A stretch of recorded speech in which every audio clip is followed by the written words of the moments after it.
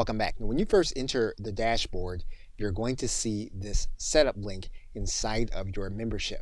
And so what you're going to do is you're going to click that setup link. And what's going to happen then is you're going to see first, you're going to see your levels. We're not going to set up levels at this point, nor are we going to set up pay per post in the setup process. What we are going to do is we are going to start with integrations. So we're going to click this link.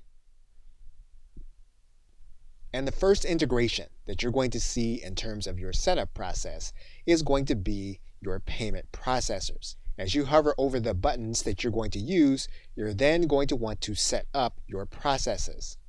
So for example, let's assume that you want to set up Stripe. In order to set up Stripe, what you're going to do is you're going to toggle this button.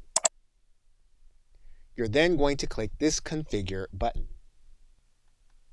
And what you're then going to want to do is you're going to go inside of your Stripe account and you're going to go to your API keys to get the publishable key and the secret key.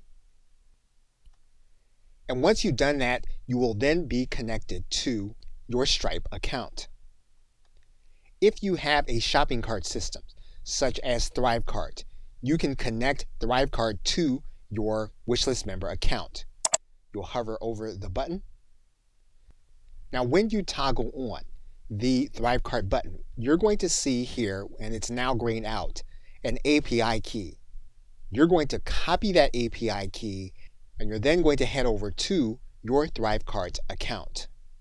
Once you're in your ThriveCart account, you're going to give your site a name. That's going to be an internal name. You're then going to put in your WordPress site URL, and you're going to copy in that API key that you just picked up from your WordPress installation. ThriveCart will then give you a message stating that your site has been accepted, and then it will be connected specifically to your Wishlist member account. And your ThriveCart account will then be connected.